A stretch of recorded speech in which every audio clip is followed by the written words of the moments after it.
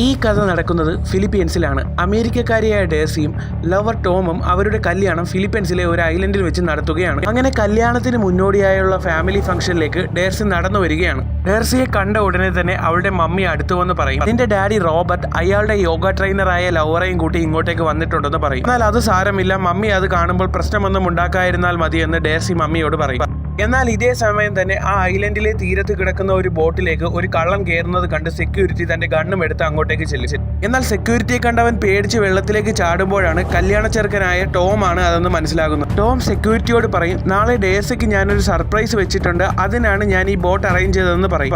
എന്നാൽ അപ്പോൾ സെക്യൂരിറ്റി അങ്ങോട്ടേക്ക് ചൂണ്ടിക്കാണിച്ച് അവിടെ ഫംഗ്ഷൻ തുടങ്ങി എന്ന് തോന്നുന്നു എന്ന് പറയും. എന്നാൽ ഇതേ സമയം ഡേഴ്സിയുടെ മമ്മി അവളുടെ ഫാദറായ റോബർട്ട് ആ യോഗ ട്രെയിനറുമായി ഇഷ്ടത്തിലായതിനെ കുറിച്ചുള്ള കാര്യങ്ങൾ ഡിസ്കസ് ചെയ്തുകൊണ്ടിരിക്കുമ്പോഴേക്കും ടോമിന്റെ മമ്മിയും ഫാദറും ആ ഫംഗ്ഷനിലേക്ക് വരും. രണ്ടുപേരും ചാടിത്തുള്ളി ഡാൻസൊക്കെ കളിച്ചാണ് വരുന്നത്. ടോമിന്റെ മമ്മിയും ഡേഴ്സിയും സംസാരിച്ചു കൊണ്ടിരിക്കുന്ന കാര്യങ്ങളെല്ലാം ടോമിന്റെ ഫാദർ ഷൂട്ട് ചെയ്തെടുക്കുന്നുണ്ടായിരുന്നു. അപ്പോഴേക്കും ടോമിന്റെ മമ്മി ഡേഴ്സിക്ക് ഒരു ഗിഫ്റ്റ് കൊടുക്കും. എന്നാൽ ഇതേ സമയം വെള്ളത്തിൽ വീണ ടോം ഉടനെ തന്നെ ഫംഗ്ഷനിലേക്ക് ഡ്രസ്സപ്പ് ഒക്കെ ചെയ്ത് വരികയാണ്. ടോമിന്റെ മമ്മി തന്ന ഗിഫ്റ്റ് ഓപ്പൺ ചെയ്ത് നോക്കുമ്പോൾ അതൊരു പഴയ നൈഫ് ആയിരുന്നു. നിങ്ങളുടെ ഫാമിലി പാരമ്പര്യമായി ഉപയോഗിക്കുന്ന നൈഫാണെന്ന് ടോമിന്റെ മമ്മി അവളോട് പറയും. എന്നാൽ അപ്പോഴേക്കും ഡേഴ്സിയുടെ ഫാദർ റോബർട്ടിന്റെ ലവറായ യോഗ ട്രെയിനറും അങ്ങോട്ടേക്ക് വരും. എന്നാൽ ഇതിനിടയിൽ റോബർട്ട് യോഗ ട്രെയിനറെ കിസ് ചെയ്യുന്നത് കണ്ട് വൈഫ് ആയിരുന്ന റെനാറ്റയ്ക്ക് ചെറിയൊരു ഈഗോ പ്രോബ്ലം ഒക്കെ തോന്നും. ഇതേ സമയം തന്നെ കല്യാണ ചെറുക്കനായ ടോമും ആ ഫംഗ്ഷനിലേക്ക് ഓടി വരും. ഡേഴ്സിയുടെ ഫാദറിനെ കാണുമ്പോൾ അവൻ ഓടി വന്ന് ഹഗ് ചെയ്യുമെങ്കിലും കാരനായ റോബർട്ടിന് തന്റെ മകളുടെ ചെറുക്കനെ അത്ര ഇഷ്ടമൊന്നുമല്ല. അങ്ങനെ അതൊക്കെ കഴിഞ്ഞ് ഡേഴ്സി സാമിനോട് ചോദിക്കും, നീ ഇത്രയും നേരം എവിടെയായിരുന്നു, നിന്റെ ഷർട്ടൊക്കെ നനഞ്ഞിരിക്കുന്നല്ലോ എന്ന് ചോദിക്കും. ഇത് ജസ്റ്റ് ചെറുതായി ഒന്ന് വെള്ളത്തിൽ വീണതാണെന്നും പറഞ്ഞ് അവർ കിസ് ചെയ്യാനായി ഒരുങ്ങും. പെട്ടെന്ന് ടോമിന്റെ കസിൻ വന്ന് അവനെ വിളിച്ചു കൊണ്ടുപോകും. ഡേഴ്സി അപ്സെറ്റായി നിൽക്കുന്നത് കണ്ട് അവളുടെ സിസ്റ്റർ അങ്ങോട്ടേക്ക് വന്ന് പറയും, ദേ നീ അങ്ങോട്ടേക്ക് നോക്കിയാണ് നമ്മുടെ ഡാഡും അയാളുടെ ലവറും കൂടി കിസ് ചെയ്യുന്നതെന്ന് പറഞ്ഞ് കാണിച്ചു കൊടുക്കും. എന്നാൽ ഇതേ സമയം ഡേഴ്സിയുടെ എക്സ് ബോയ് ഫ്രണ്ടായ സീൻ ഒരു ഹെലികോപ്റ്ററും എടുത്ത് ആ ഫംഗ്ഷനിലേക്ക് വരും. തന്റെ എക്സ് ബോയ് ഫ്രണ്ട് സീനിനെ കാണുന്ന ഡേഴ്സി സിസ്റ്ററിനോട് പറയും, ഈ നാറി ആരാണ് ഈ ഫംഗ്ഷനിലേക്ക് വിളിച്ചതെന്ന്. എന്നാൽ സിസ്റ്റർ പറയും, ചിലപ്പോൾ നമ്മുടെ ഡാഡ് ആയിരിക്കും അവനെ വിളിച്ചതെന്ന്. സീനിനെ കണ്ട് അപ്സെറ്റായി നിൽക്കുന്ന സാമിന്റെ അടുത്തേക്ക് എത്തിയ ഡേഴ്സി സത്യമായിട്ട് ഇവനെ ഞാനല്ല വിളിച്ചത്, ഡാഡിയാണ് വിളിച്ചതെന്ന് പറയും. എന്നാൽ ആ ഫംഗ്ഷനിലേക്ക് നേരെ കയറി വന്ന സീൻ ഡേഴ്സിയെ കണ്ട ഉടനെ വന്ന് ഹഗ് ചെയ്യാൻ തുടങ്ങി. എന്നാൽ സാമിന് അത് അത്ര ഇഷ്ടമൊന്നും ആയില്ല.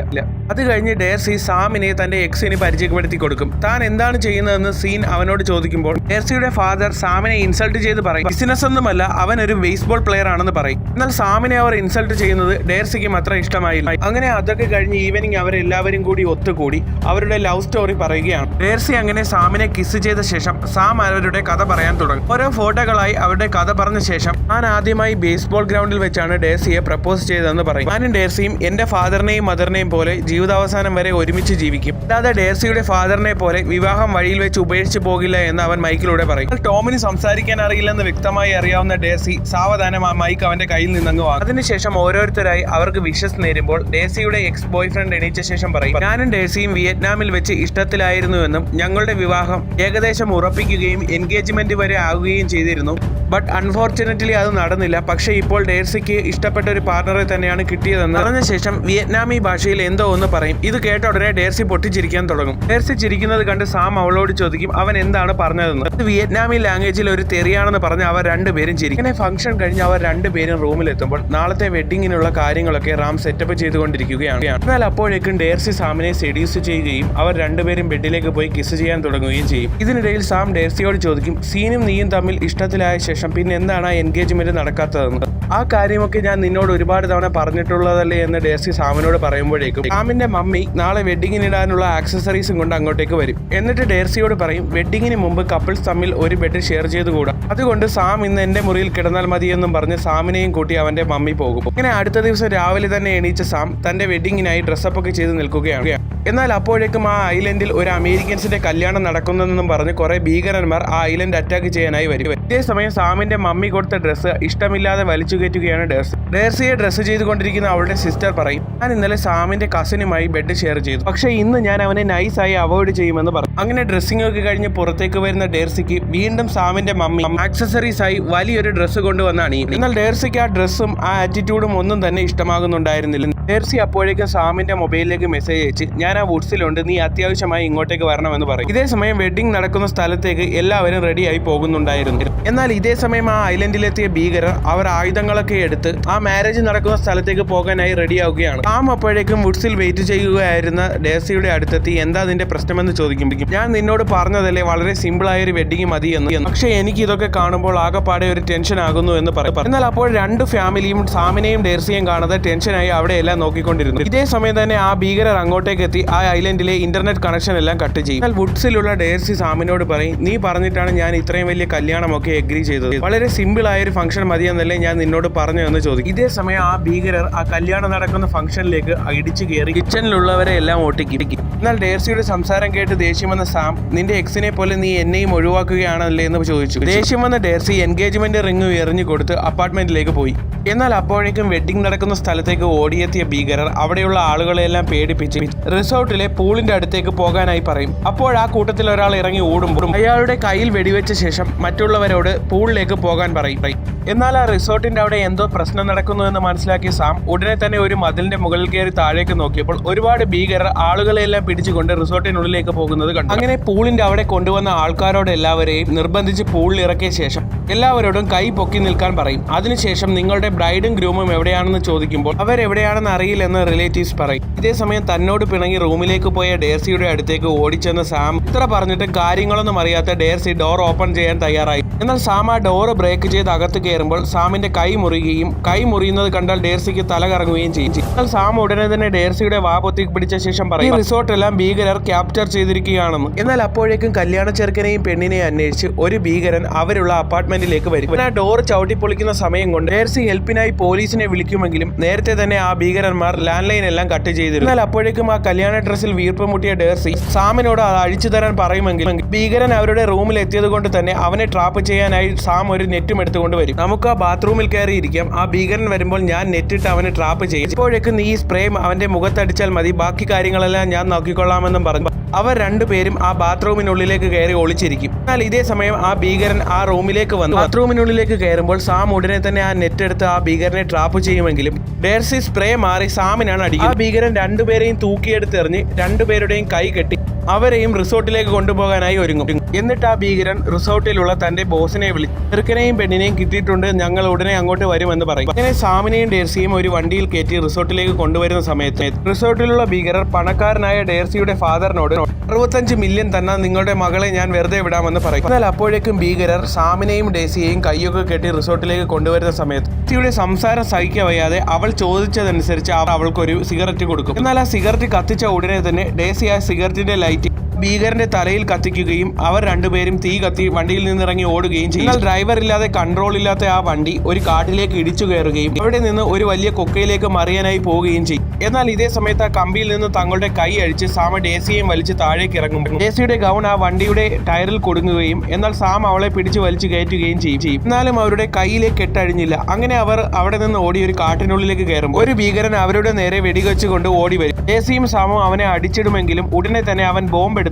ഡേസി തന്റെ ഹീൽസ് കൊണ്ട് അത് തടഞ്ഞ് ആ ബോംബ് ഡേസി അവന്റെ കയ്യിൽ നിന്ന് വാങ്ങും. ഇതേ സമയം സാം അവനെ അടിച്ചു വീഴ്ത്തി തറയിലിട്ട് ചവിട്ടിക്കൊല്ലും. അവൻ മരിച്ചല്ലോ എന്നോർത്ത് സാം വിഷമിക്കുമ്പോൾ ഡേസി പറയും നമ്മുടെ ജീവൻ രക്ഷിക്കാൻ വേണ്ടിയല്ലേ നീ ചെയ്തത്, അതൊന്നും കുഴപ്പമില്ല എന്ന് പറഞ്ഞ് അവനെ ആശ്വസിപ്പിക്കും. ശേഷം ഒരു ഹെൽപ്പിനായി അവർ ആ കാട്ടിലൂടെ നടക്കുമ്പോഴാണ് ഡേസിയുടെ കയ്യിൽ ആ ബോംബ് ഇരിക്കുന്നത് സാം കാണുന്നത്. സാം ഉടനെ തന്നെ ഡേസിയോട് പറയും നീ പേടിക്കരുത്, നിന്റെ കയ്യിലിരിക്കുന്ന ബോംബിന്റെ പിൻ ഊരിയിരിക്കുകയാണ്, കൈ എടുത്താൽ നമ്മൾ രണ്ടുപേരും പൊട്ടിത്തെറിക്കുമെന്ന് പറയും. പേടിച്ചുപോയ ഡേസി വളരെ ശ്രദ്ധയോടെയാണ് ആ ബോംബ് പിന്നെ പിടിച്ചത്. ഇപ്പോഴാണ് തന്റെ ഗൗണിനുള്ളിൽ തന്റെ മൊബൈൽ ഇരിക്കുന്നതെന്ന് മനസ്സിലാക്കിയ ഡേസി ആ മൊബൈൽ എടുത്ത് സാമിന് കൊടുക്കും. എന്നാൽ ആ കാട്ടിനുള്ളിൽ ഒന്നും റേഞ്ച് ഇല്ല. ഇതേ സമയം ഡേസിയുടെ അച്ഛൻ റോബർട്ട് പറയും എന്റെ മകളെ ഇവിടെ ജീവനോടെ കൊണ്ടുവന്നു ഞാൻ പണം തരാമെന്ന് പറഞ്ഞ് ആ ഭീകരമായി കോംപ്രമൈസ് ആകും. അങ്ങനെ ആ കാട്ടിലൂടെ ഒരുപാട് ദൂരം നടക്കുമ്പോഴാണ് അങ്ങ് ദൂരെ ഒരു വലിയ കെട്ടിടം കാണുന്നത്. ഇതേ സമയം ആ ഭീകരർ ഡേസി അന്വേഷിച്ച് ആ കാട്ടിലേക്ക് വരും. മൊബൈലിന് റേഞ്ച് കിട്ടാനായി ഡേസിയും സാമും ആ ബിൽഡിങ്ങിന്റെ മുകളിൽ കയറുമ്പോഴേക്കും ഇവിടെ നിന്ന് ഇത് കാണുകയായിരുന്ന ഭീകരർ അവർക്ക് നേരെ വെടിവെക്കും. എന്നാൽ ഒരു രക്ഷയും ഇല്ലാതെ അവിടെ ഉണ്ടായിരുന്ന കേബിൾ കയറിൽ ഡേസിയും സാമും അവിടെ നിന്ന് രക്ഷപ്പെടുമ്പോൾ തന്റെ കയ്യിലുണ്ടായിരുന്ന ബോംബ് എടുത്ത് ഡേസി ആ ഭീകരരുടെ മണ്ടയിൽ കൂടെ ഇടുകയും പൊട്ടുകയും രണ്ടുപേരും പൊട്ടിത്തെറിച്ച് മരിക്കുകയും ചെയ്യും. ആ ബോംബ് പൊട്ടുന്നത് റിസോർട്ടിലിരുന്ന് കാണുകയായിരുന്ന ആ ഭീകരർ അവിടേക്ക് വീണ്ടും കുറെ ഭീകരരെ അയച്ചു.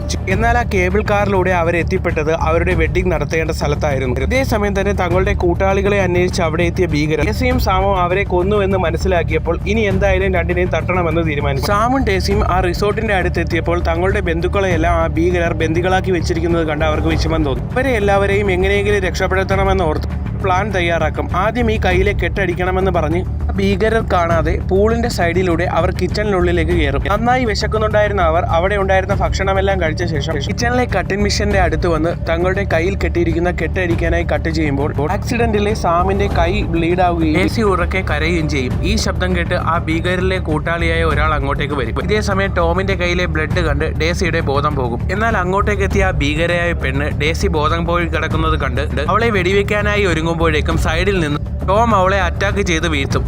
എന്നാൽ അപ്പോഴേക്കും അടികൊണ്ട് ആ ഭീകരയുടെ ബോധം പോകും. അപ്പോഴേക്കും ഡേസി സാമിനോട് പറയും, ഞാൻ വിചാരിച്ചു നീ എന്നെ ഒറ്റയ്ക്കാക്കിയിട്ട് പോയി എന്ന്. ഞാൻ ഒരിക്കലും നിന്നെ ഒറ്റയ്ക്കാക്കിയിട്ട് പോകില്ല എന്ന് സാം അവളോട് പറയും. എന്നാൽ അതിനുശേഷം ആ റിസോർട്ടിലെ മാനേജറുടെ റൂമിൽ പോയി നെറ്റ് ആക്സസ് ചെയ്യാൻ നോക്കുമ്പോൾ ഭീകരർ അങ്ങോട്ടേക്കും വരും. എന്നാൽ ഇതേ സമയം ആ റിസോർട്ടിന്റെ മാനേജർ അണ്ടർഗ്രൗണ്ടിൽ നിന്ന് മുകളിലേക്ക് വന്ന് സാമിനെയും ഡേർസിയും അണ്ടർഗ്രൗണ്ടിലേക്ക് കൊണ്ടുപോകും. അതിനുശേഷം ഡേർസി സാമിന്റെ അടുത്ത് വന്ന് ബ്ലഡ് അലർജി ആയിട്ട് സാമിന്റെ കൈയൊക്കെ അഴിച്ച് ഫസ്റ്റ് എയ്ഡ് വെച്ച് കൊടുക്കും. അപ്പോഴേക്കും ആ റിസോർട്ടിന്റെ മാനേജർ പറയും, കഴിഞ്ഞ തവണയും ആ ഭീകരന്മാർ ഇവിടെ തന്നെയാണ് കയറി, ഇപ്പോഴും എന്തിനാണ് ഈ റിസോർട്ടിൽ വന്ന് കയറുന്നതെന്ന്. ഡേസി അവരോട് ചോദിക്കും, അപ്പോൾ നിങ്ങൾക്കറിയാമായിരുന്നു അവർ ഇങ്ങോട്ട് തന്നെ വരുമെന്ന്. എന്നാൽ ആ മാനേജർ ഡേസിയോട് പറയും, ഇവിടെ ഭീകരർ വരാനുള്ള കാര്യം ഞാൻ ഇയാളോട് പറഞ്ഞിട്ടുണ്ട് എന്ന് പറയും.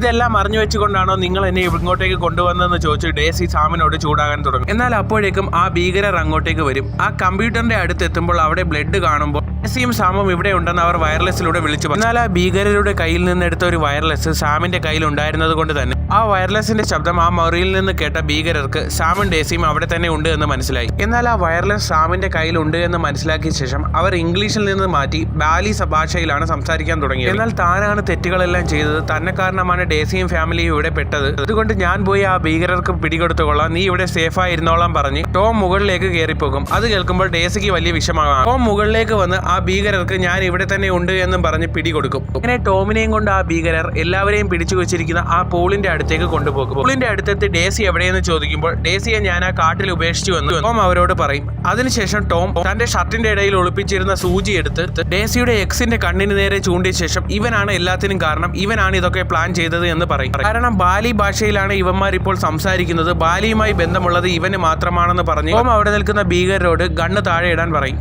എന്നാൽ ഇതേ സമയം ആ റിസോർട്ടിന്റെ മാനേജേഴ്സ് ഡേസിയോട് പറയും അണ്ടർഗ്രൗണ്ടിലൂടെ പോയാൽ ആ പൂളിൽ എത്താമെന്നും. ടോമിനെ രക്ഷിക്കാനായി ധൈര്യത്തോടെ ഡേസി ഗണ്ണും എടുത്ത് ആ അണ്ടർഗ്രൗണ്ടിലൂടെ പൂളിന്റെ അടുത്തേക്ക് പോകും. എന്നാൽ ഇതേ സമയം സീൻ ടോമിനെ അടിച്ച് താഴെയിട്ട ശേഷം ഇതിനെല്ലാം പിന്നിൽ ഞാനാണെന്ന് പറയും. അതിനുശേഷം ആ യോഗ ടീച്ചറെ ഗണ്ണ് കാണിച്ച് പേടിപ്പിച്ച് തന്നോടൊപ്പം ഡേസിയെ സെർച്ച് ചെയ്യാനായി ഹെലികോപ്റ്ററിൽ കയറ്റി അവൻ കൊണ്ടുപോകും. അപ്പോഴേക്കും ആ അണ്ടർഗ്രൗണ്ടിലൂടെ നടന്ന് ആ പൂളിന്റെ അടുത്തെത്തിയ ഡേസി ഗണ്ണ് കാണിച്ച് എല്ലാവരെയും പേടിപ്പിക്കും. എന്നാൽ ആ ഭീകരർ ഡേസിയെ അടിച്ച് ആ പൂളിലേക്ക് തന്നെ എടുത്തെറിയും. ഇനി ഉടനെ തന്നെ ഓടി ഡേസിയുടെ അടുത്തേക്ക് ചെല്ലുമ്പോഴേക്ക് ടോമിന്റെ ഫാദർ താൻ ഇന്നലെ എടുത്ത വീഡിയോയിൽ ഈനും യോഗ ടീച്ചറും തമ്മിലുള്ള ഇല്ലീഗൽ റിലേഷന്റെ ഫുട്ടേജ് എല്ലാവർക്കും കാണിച്ചു കൊടുക്കും. ഇത് കണ്ട് ഡേസിയുടെ ഫാദർ ആകെപ്പാടെ ഷോക്കായി നിൽക്കും. എന്തായാലും നമ്മൾ എല്ലാവരും ഇപ്പോൾ മരിക്കാൻ പോവുകയാണ്, എന്തായാലും അവസാനമായി നമ്മുടെ മാരേജ് കഴിക്കാമെന്നും പറഞ്ഞു ഡേസിയെ വിളിച്ചോണ്ട് വന്ന് എല്ലാവരുടെയും മുന്നിൽ വെച്ച് മാരേജ് കഴിക്കാനായി ഒരുങ്ങും. എന്നാൽ അത് അവരുടെ ഒരു പ്ലാൻ ആയിരുന്നു. ആ ഭീകരന്മാരെ അടിച്ച് അവന്മാരുടെ കയ്യിലിരിക്കുന്ന ഗ്രനേഡ് ഡേസി സ്വന്തമാക്കി. എന്നിട്ട് ആ ഗ്രനേഡ് കാണിച്ച് അവന്മാരുടെ കയ്യിലുള്ള ഗണ്ണെല്ലാം അവർ വാങ്ങി. ഇതേ സമയം പുറത്തുനിന്ന് വന്ന ഒരു ഭീകരൻ അവർക്ക് നേരെ വെടിവെക്കുമ്പോൾ ടോമിന്റെ അമ്മ അവിടെ ഇരുന്ന ഗണ്ണ് എടുത്ത് അവന് നേരെ വെടിവെക്കും. ഇപ്പോഴേക്കും ഡേസി തന്റെ കയ്യിലിരുന്ന ഗ്രനേഡ് എടുത്ത് മുകളിലേക്ക് എറിയുമ്പോൾ ബേസ്ബോൾ പ്ലെയറായ ടോം കറക്റ്റ് ആ ബോംബ് അടിച്ച് അവന്റെ തലയിൽ തന്നെ ഇടും. ഇതിനുശേഷം ടോമും ഡേസിയും അടുത്ത ദ്വീപിലേക്ക് ഹെൽപ്പ് കിട്ടുമോ എന്ന് അറിയാനായി അവരുടെ ബോട്ടുള്ള സ്ഥലത്തേക്ക് പോകും. അങ്ങനെ ബോട്ട് കിടക്കുന്ന സ്ഥലത്തെത്തി അവർ ആ ബോട്ടും എടുത്ത് അവിടെ നിന്ന് അടുത്ത ദ്വീപിലേക്ക് പോകാനായി ഒരുങ്ങുമ്പോഴേക്കും സീൻ അങ്ങോട്ടേക്ക് ഓടി വന്ന് അവരുടെ ബോട്ടിലേക്ക് ചാടി കയറും. ഇതേ സമയം സീന്റെ കൂട്ടുകാരിയായ യോഗ ടീച്ചർ ഹെലികോപ്റ്ററിൽ വന്ന് അവരെ അറ്റാക്ക് ചെയ്യാനായി ഒരുങ്ങും. എന്നാൽ സീൻ അവരെ വെടിവെക്കാനായി ഒരുങ്ങുമ്പോൾ ഡേസി ആ പാരാഗ്ലൈഡ് ഓൺ ആക്കും. എന്നാൽ ടോമും ആ പാരച്യൂട്ടിലായി പോകുമെങ്കിലും ടോം ഒരുവിധം ആ പാരച്യൂട്ടിൽ നിന്ന് നേരെ ബോട്ടിലേക്ക് തന്നെ ചാടി കയറും. ഇതേ സമയം ആ പാരച്യൂട്ടും ഹെലികോപ്റ്ററും തമ്മിൽ കൊളൈഡായി അവർ വന്ന് കടലിലേക്ക് വീണ് രണ്ടുപേരും മരിക്കും. ഇങ്ങനെ ഇതൊക്കെ കഴിഞ്ഞ് സമാധാനത്തിൽ അന്നു രാത്രി തന്നെ ടോമിന്റെയും ഡേസിയുടെയും കല്യാണം അവിടെ വെച്ച് നടക്കുന്നു. ഈ ഒരു സീനോട് കൂടി ഈ സിനിമയുടെ അവസാനിക്കുകയായി. കഥ ഇഷ്ടമായെങ്കിൽ ചാനൽ സബ്സ്ക്രൈബ് ചെയ്യുന്ന കാര്യം കൂടി ഒന്ന് പരിഗണിക്കണം.